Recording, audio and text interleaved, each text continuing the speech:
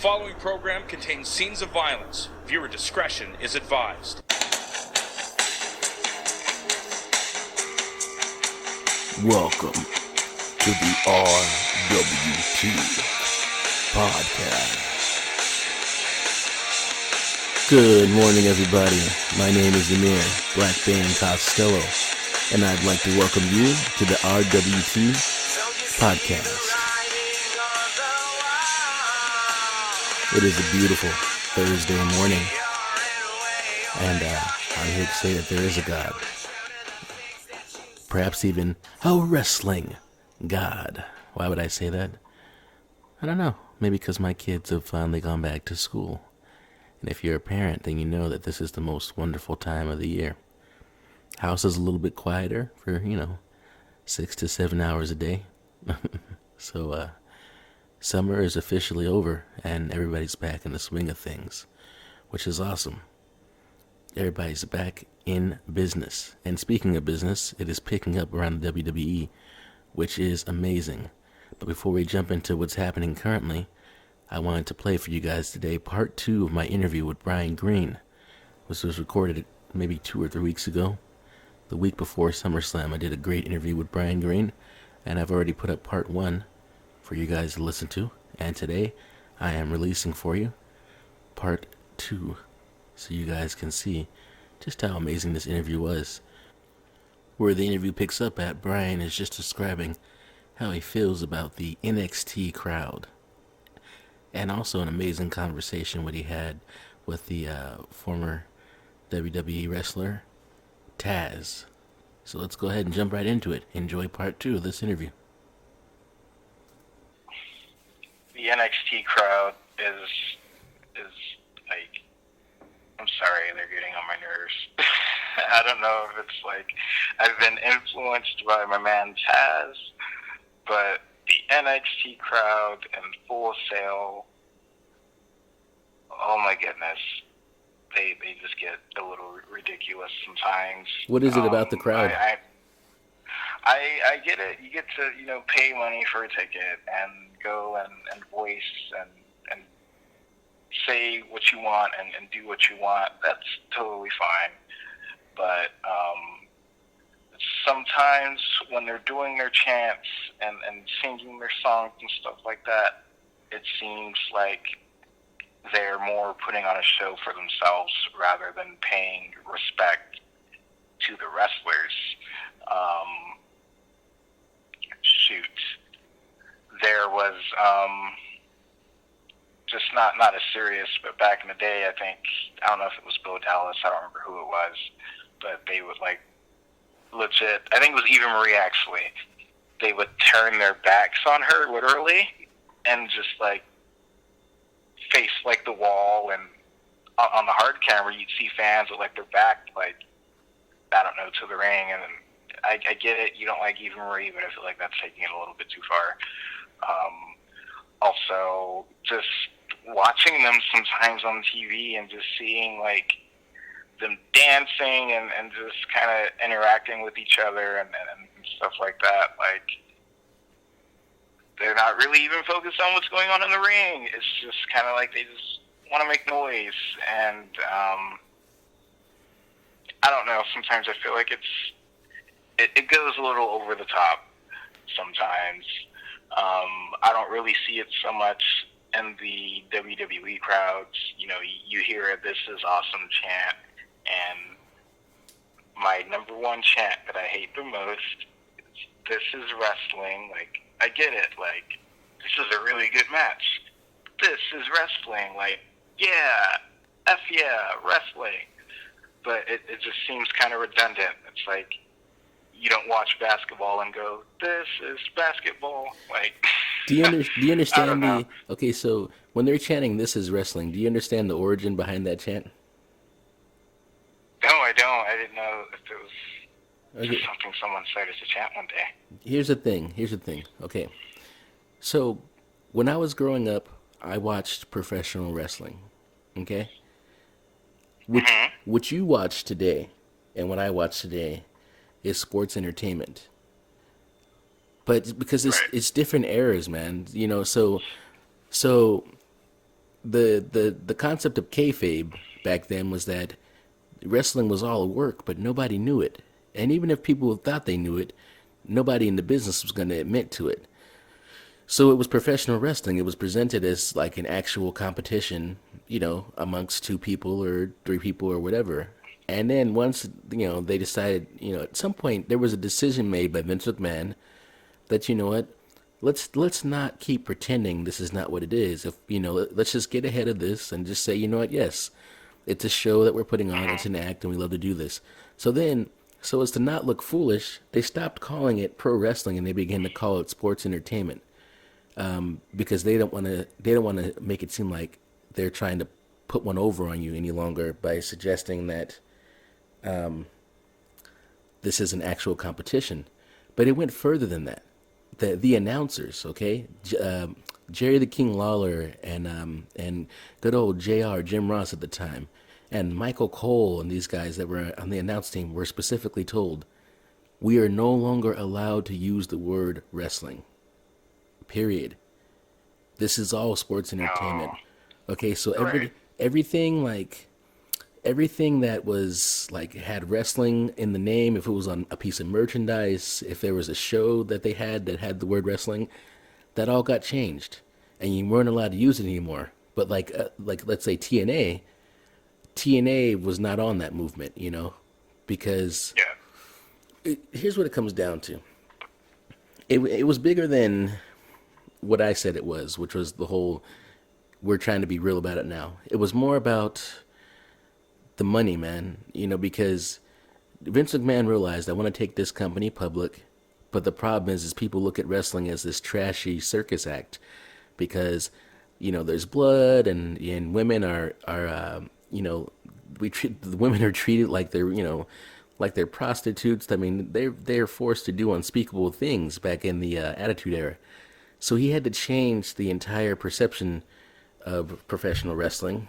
And one of the biggest things that he had to do to separate himself from other wrestling promotions was to say that here in WWE, we're not even allowed to use the word wrestling anymore. So it's kind of like how KFC, their name is Kentucky Fried Chicken. And one of the marketing things that they went on was like, we're not going to change the name, but we're not going to say it out loud. Like, we can say KFC, but we're not going to call ourselves Kentucky Fried Chicken anymore. Because when you say Kentucky Fried Chicken, you hear the word fried, and that means unhealthy to people. So from now on, we're only going to call ourselves by the initials KFC. Same thing with WWE, okay? We're only going to call ourselves WWE. Because if you say World Wrestling Entertainment, then you have to admit that it's wrestling, and they don't want to do that. So now all of a sudden, like if you hear Stone Cold do an interview and stuff like that, or The Rock, or some of the older guys, and it's on the network, they'll say, oh, such and such about professional wrestling. And then they correct themselves and go, oh, well, I mean sports entertainment. But where I came from, it was pro wrestling. And so that's the thing, is like the fans are being told that wrestling's a naughty word. But guess what? We grew up wrestling fans. Nobody's like, I'm a sports entertainment fan. You know what I mean? Yeah, no one says that.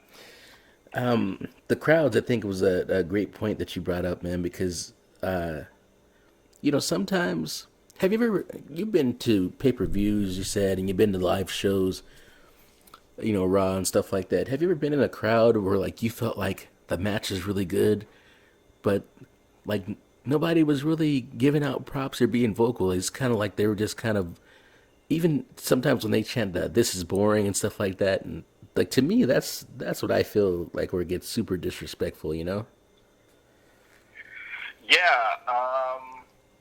it happened when I was at Money in the Bank. It had to have been. They were getting on Dolph about something. Like they were chanting, "This is boring," or like, "Dolph Ziggler sucks," or something. I'm like, what the hell? Like, this is my man. I love Ziggler. Like, this match isn't, like, bad at all. Like, what are you guys talking about?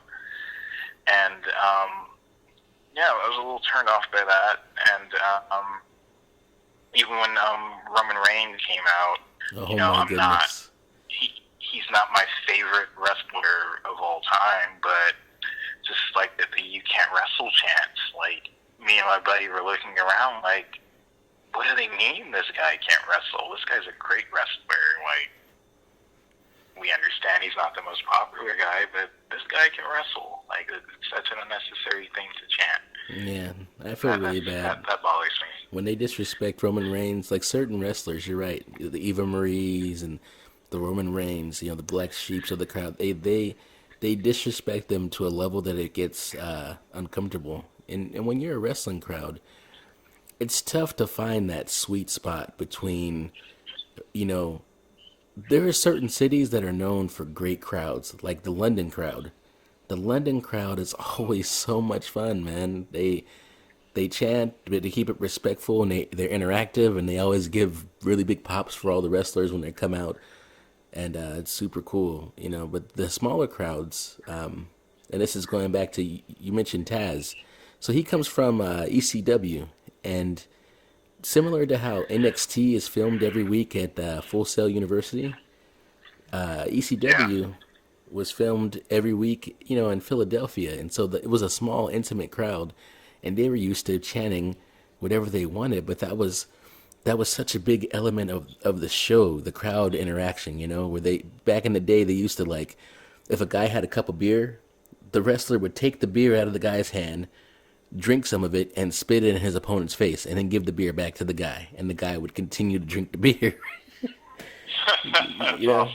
So it's one of those things where it's like, I think it's tough to find a sweet spot. But while we're talking about Taz, man, I saw, I don't know what happened. I kind of like saw a story on the page that you had a conversation with Taz, but then I clicked on it and it wasn't there any longer, and I didn't even get to hear the clip. Like, what happened with that?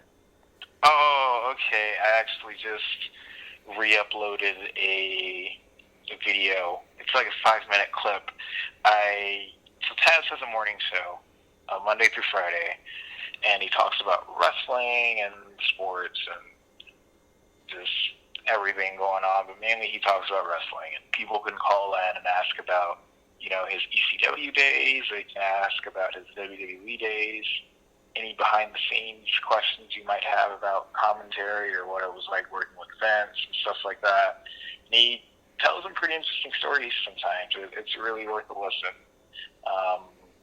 It's a little bit more organic than a Jericho or Stone Cold podcast, because it is raw and it is daily, and you call in and you get, his honest opinion. It's just a dude from Brooklyn who wants to talk about wrestling.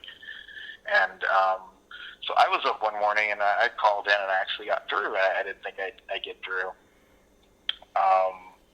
He has this segment that he does every day called Off the Hooks, and it's a 3-match like mini card. So one week it'll be like your top 3 favorite wrestlers, or book your top 3 favorite Divas matches on a card, something like that. Or some week it could be like, name your top 3 favorite movie actors. So I gave a suggestion of that, top 3 favorite movie actors, and he's like, okay, pretty cool, whatever. And I was like, hey, Taz, I also wanted some advice on, how you can help me meet a nice lady for the summer. And he's like, oh, okay, so you don't have a woman. Okay, this is what you need to do. And he pretty much went on to, insult me in a way that only a guy from Brooklyn can. Right. And only the way a former wrestler can. So, it was all, fun and games, though. I'll upload the clip to the page a little later today. So, that was the first wrestler I ever really got a chance to talk to one-on-one. And, we were talking for a good 5-6 minutes. So, he's a nice dude. It was really funny. I listen to his show just about every day. Like I said, raw, honest opinions about, all the shows. This week, he just hated Raw. It was pretty hilarious to listen to. So, Yeah, I But found yeah, out. that's pretty much how it happened. That's awesome, man. I'm super jealous of you that you got to speak with Taz. My respect level for him, man, has never dropped. All time high. I was so angry at him for going to TNA, but when I look at it, I understand, business decisions and things like that. But I still use him on the. I play the WWE, all the video games, of course, and I'm still playing 2K16. And I use Taz, man. His move set, all those, he's the human suplex machine, and I'm tearing people up with this guy still. So I think that's fantastic. I've had the It's crazy.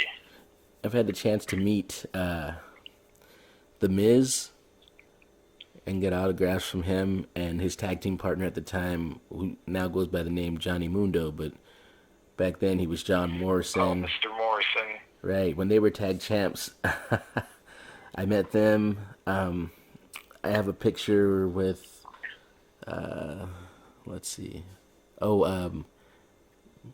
Maria Kanellis.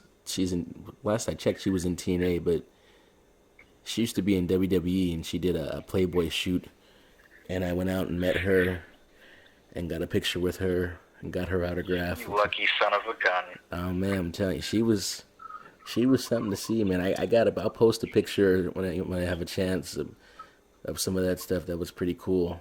But I've been to a lot of wrestling shows, like a couple independents, but I've been to a lot of WWE shows, and of course, I've been to the granddaddy of them all, WrestleMania.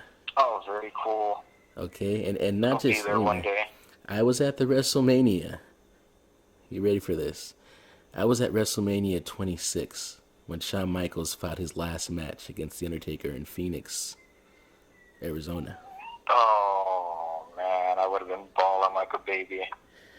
I was kind of surprised when the match was over and it just ended. I thought that maybe there might be like something going on afterward, or that the wrestlers would come down and hug them. Because, sometimes you see those moments like on YouTube where somebody has like when Raw went off the air, this whole other thing happened, and it wasn't like that. Like the show ended, he waved to the crowd, and he was out of there. But yeah, it was good. There was a lot of good matches that on the card that year. Was like Sheamus versus Triple H, and let's see, Chris Jericho fought against Edge for the World Heavyweight Championship, and Jericho was champion at the time, and I was like thinking, because that's when Edge had came back that year at the Royal Rumble, and he was kind of like, he looked like he had gotten a little fat, and he had like a really weird beard. It was like full grown, and I was like, this guy is gonna win the title for sure, and then Jericho beat him, and I was like, damn, that's crazy.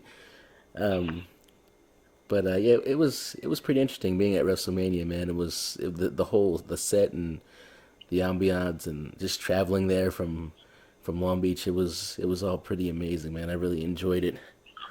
So we got to get you there because there's a lot of memories to be had when you go to see WrestleMania, brother. Oh yeah, I'll be there one day, man.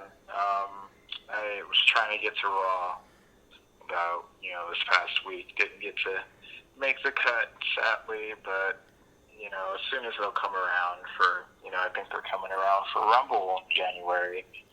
So, whatever show I can make it to, I'll definitely try to check out.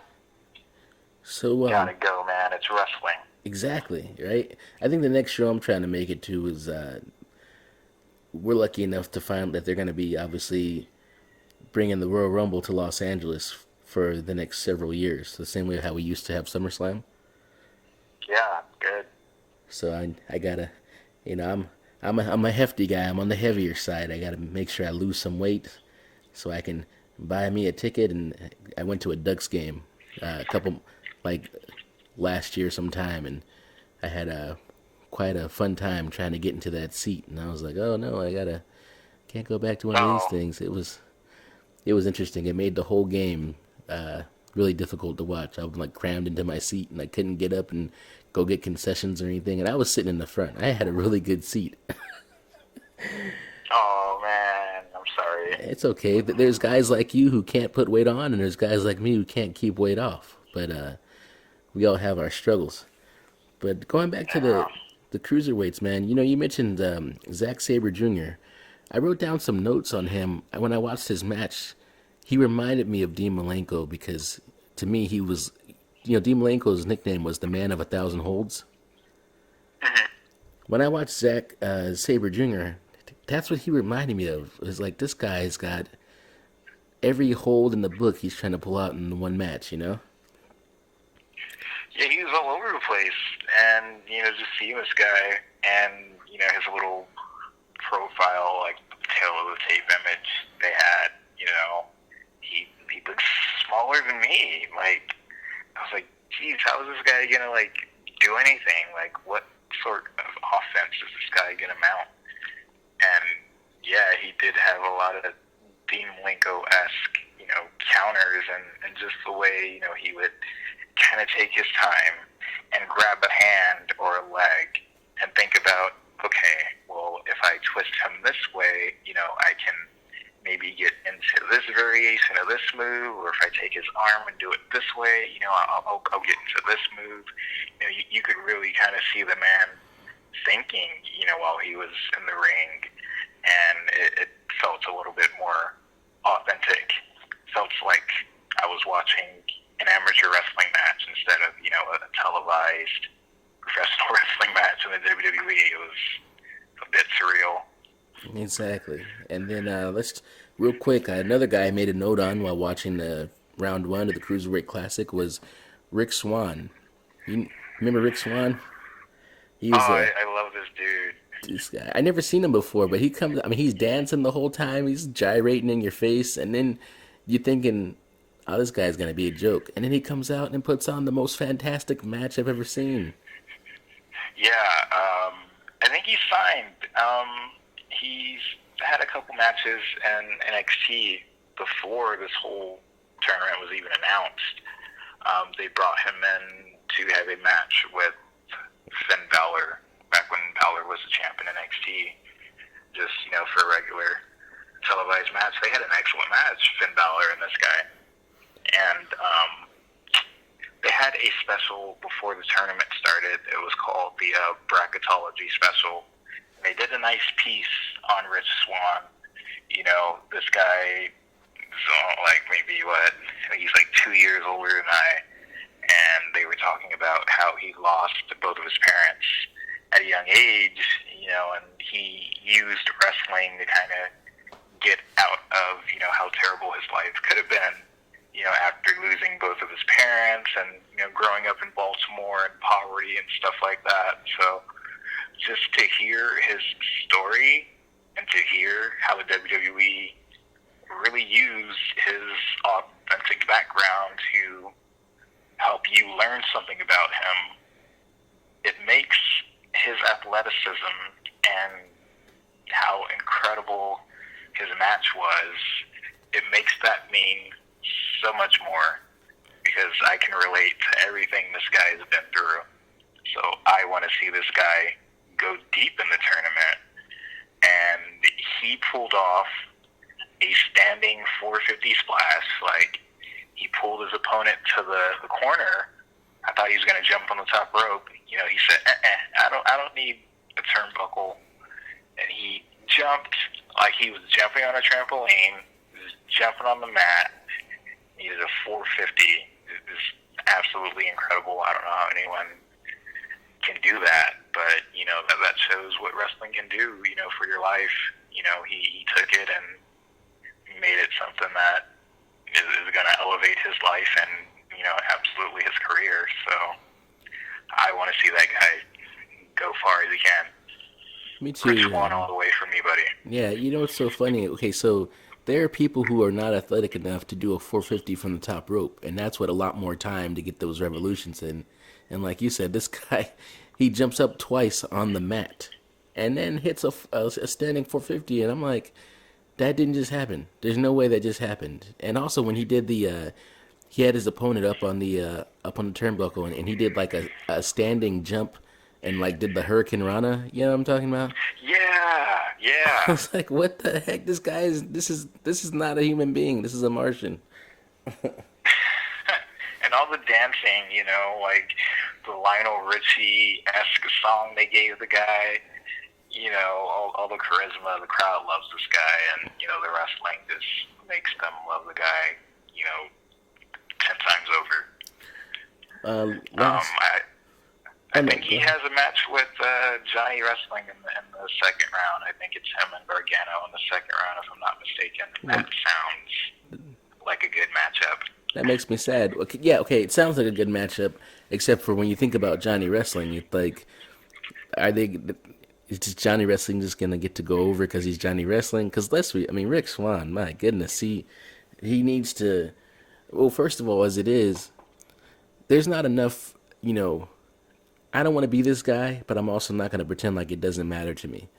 In my lifetime, there's not nearly been enough people of color who have gotten good opportunities, And I don't know if that's just a percentage thing, because probably the majority of wrestlers are probably white guys or whatever. It depends on what region of the world you're in and stuff like that. But as far as like WWE, they've always had like, they're strong black guys like Ahmed Johnson and Farouk, aka Ron Simmons, and stuff like that. But nobody's really like been able to kind of like get all the way over with the crowd, like except for instance like The Rock, and a lot of people just view him mostly as being Samoan because of that heritage and that background.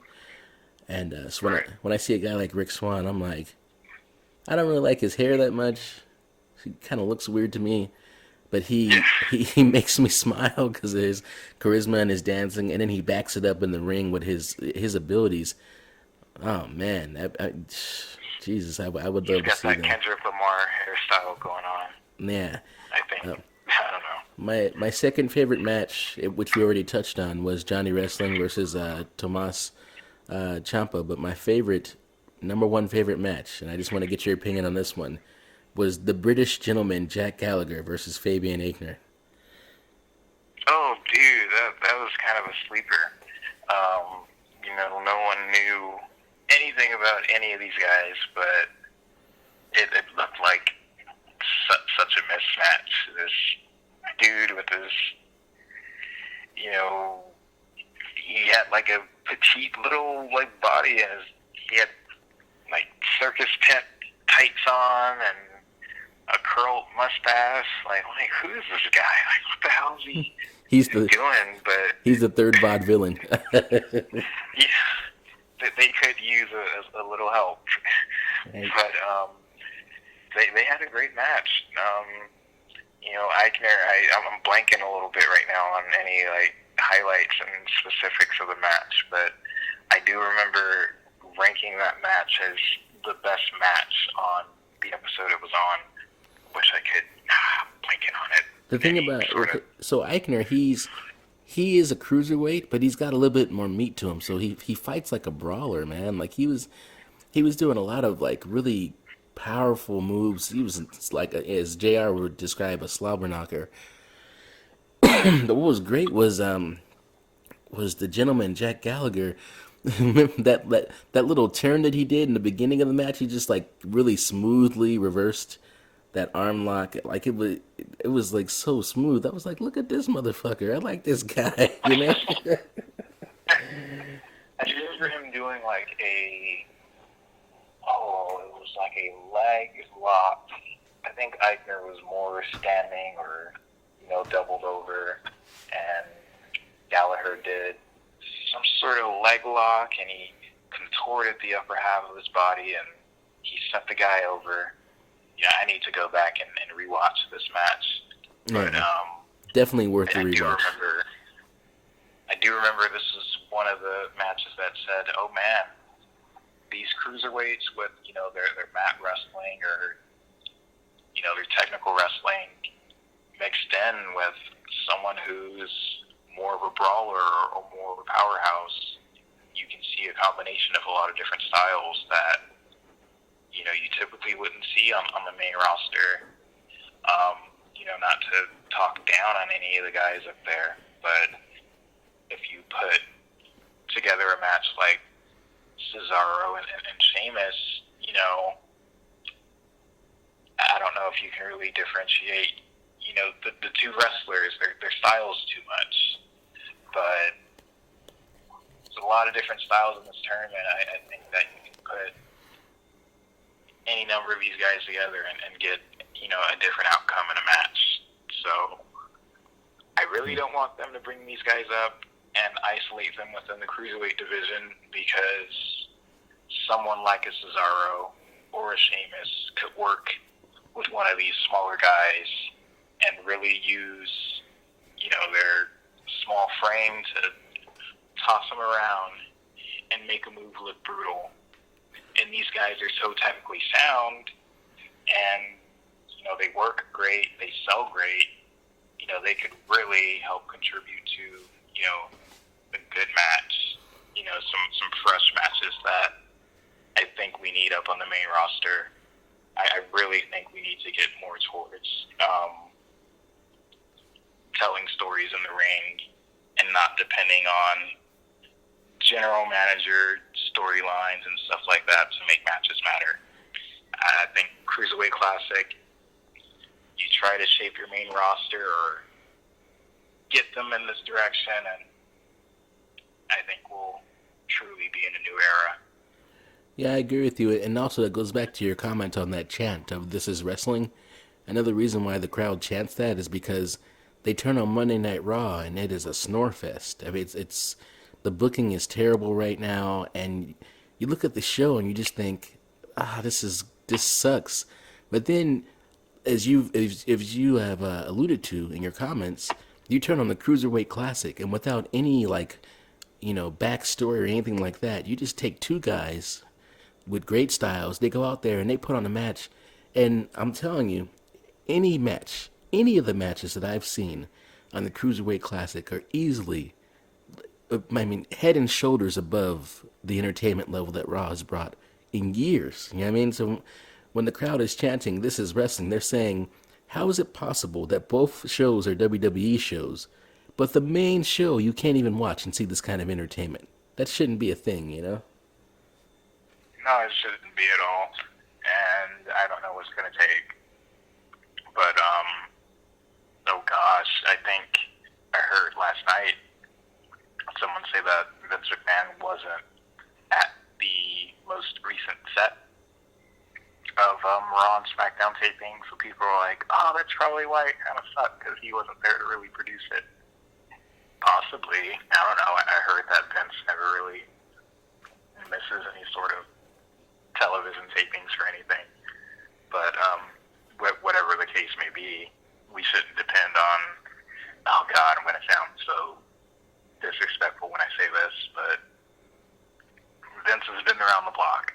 And I don't really want to, disrespect my elders or anything like that, but I think the more we move away from depending on, someone with his taste, I guess, and move towards someone, like Triple H, who is doing a hell of a job in NXT, and I think NXT is kind of getting rated right now. If you look on SmackDown, I think 70% of that roster is former NXT wrestlers. I think they need to kind of be a little careful, because they're pulling from NXT, and you're not going to have anything down there to pull from anymore. Well, do you realize? Okay, let's just look at it like this. Okay, do you know what's the purpose why Triple H created NXT in the first place? I would say just a development system, right? Well, it's bigger than that. It's in the sense that, okay, so Triple H is going, okay, basketball happens, right? And then the season's over, and where do they get the new talent from? Oh, well, they have college. They have a draft, and they draft these kids from college, right? And then football happens, and it's the same deal. Well, where are we getting our new talent from? So he creates NXT because it's meant to be a college lifestyle setting for wrestlers to develop their craft, develop personality, and then get drafted, to the main roster. So it's serving its purpose. And I know you think that the talent might dry up, but here's the thing. It won't, because there's so many. Okay, the Cruiserweight Classic, right, which is what our whole conversation's about. If we're being honest, on a scale of 100%, What percentage of those guys did you hear their name for the first time? Ooh. Oh, man. Definitely more than half. So more. I'd say a good 75% of the guys, I had no idea who they were. 75%. Same thing with me. Never heard of these guys, never saw a match. But all of a sudden, here they are, which speaks to WWE's resources, their money, their appeal, their brand. Trust me, man. Yeah, NXT got rated, but it served its purpose. It was only there in the first place to have homegrown talent. And the moment that they need more talent, there's no shortage of people with great skills that are waiting to sign that WWE contract. I mean, look at Samoa Joe. Personally, I think it's disrespectful that a veteran like Samoa Joe had to come after all he's done and start at NXT. But for him, if that's my way into the WWE, then I'm going to do it. You know what I mean? Props to him for being patient on that, but I don't know. I think they just kind of need to help move it towards being its own brand. So they do need to also have like some big names on there to draw, viewership. Besides being, a feeder system, they do have to also worry about, ratings and, subscription numbers. And I think that they rely on guys like him and Austin Aries, who obviously don't need to be there. I think they kind of use those guys to help work with, some of the talent they're trying to help develop. Right. And also at the same time, bolster, those ratings and things that they are looking for. And, whatever they're doing, whatever their strategy is, they're definitely making good television down there. It's awesome. NXT's been one of the, consistent good shows every week. When Raw was a letdown or SmackDown wasn't that great, you could always pretty much bet that NXT was, going to be better than the other two. I definitely agree. I got two more questions for you here, bud. It's been a great conversation, and you are super entertaining. You have great stories, man, and I really appreciate you waking up early to talk to me today, man. So I got two questions for you. Yeah. First question. You watched round one, and by watching round one, you've seen everything this competition has to offer, regardless of who won and lost. Could you name me 5 guys who you think for sure are going to be in the cruiserweight division coming up? Okay, 5 guys. So, I want to say Kota Ibushi. He's been everyone's favorite to win this thing. I've heard that they might have signed him on like a per appearance deal. I would love to see him in the cruiserweight, division, but I would hate for him to be like one of those guys you only see every now and again. But we'd love to keep him for sure. Lince Dorado. He's another masked wrestler. He's a luchador from Mexico. He had an excellent match with, Tajiri. He was the one that wears the red mask, right? Yeah, he wears a red mask. He knocked Tajiri out of the tournament, and he does like some really good tightrope walking on the ropes, and he just looks so comfortable, flying through the air. If they're really gonna need some depth in that division, I don't see why they wouldn't sign that guy. He seems experienced. He's 27 years old. He has a lot of years to go, so why not pick him up? Rich Swann, for sure. I think he could get over with the fans really fast. They need, some more diversity on the roster. I think you're killing more than 2 birds with one stone signing that guy. Is that 3 so far? I need 2 more? You need 2 more. Yeah, let's see what you got. I need 2 more. Okay. Gosh, I don't know. Let me see here. If I do the Bollywood Boys, can that count as one because they're a tag team? Yeah, let's do that. Okay, Bollywood boys. I think one of them's Gur Sira, the other one might be Har Sira. They're both, Indian dudes. They're both young. They have like a different type of, gimmick that represents India, and, they seem full of life. I think, they're dancing and whatever they're doing could either, make the crowd love them or hate them. Either which reaction being great, they definitely need some tag teams to fill out, the brand split. And they're cruiserweights. They could work the cruiserweight division. So, those guys for sure. And I would go, let's see, who do we have in the pool? I haven't said Zack Sabre Jr. I haven't said Jack Gallagher. You only got one choice left. Oh, man, I got Gargano and Ciampa. Just think to yourself, with this last spot filled, if you were going to turn on Raw and watch a Cruiserweight division match, who would you most want to see come down that ramp? Oh, dude. That's hard. Okay. Let's go with...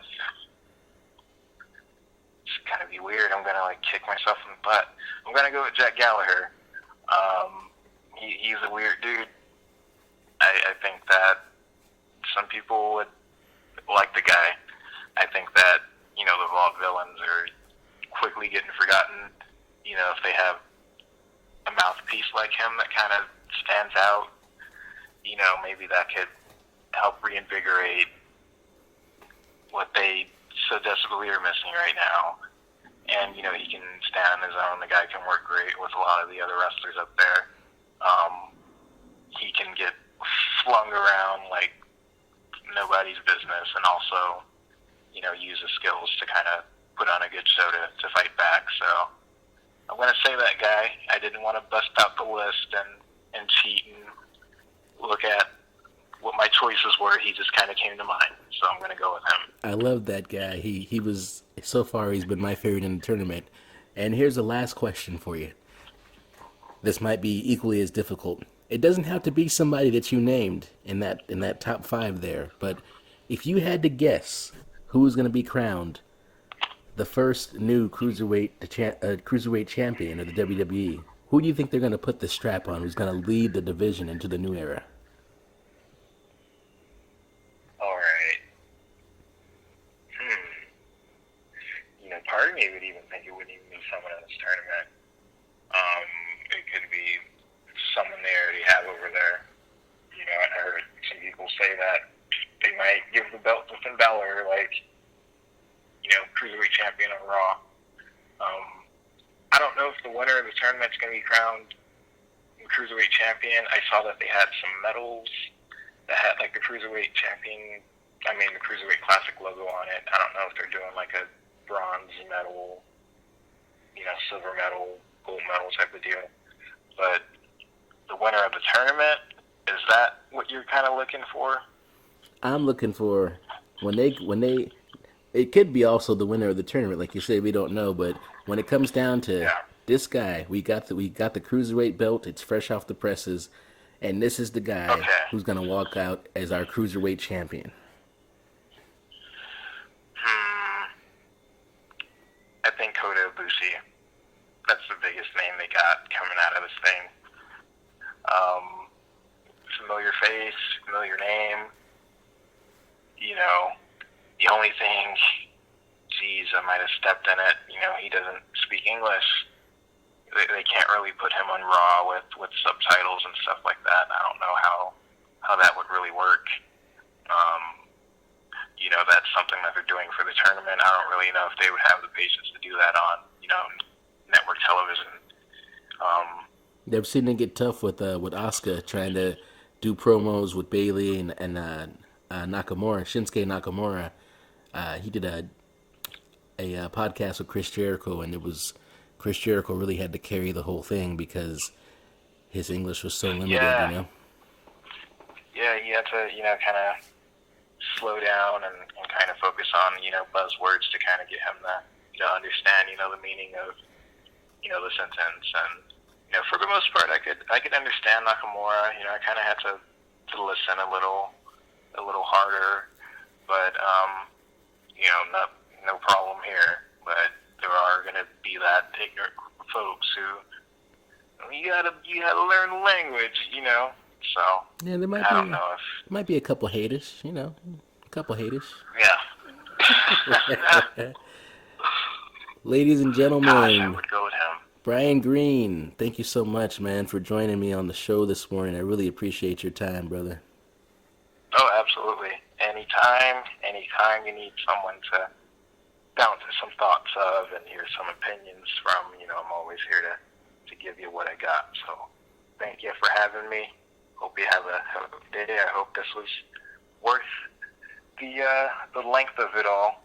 I do run my mouth, and I don't know if anything worthwhile came out.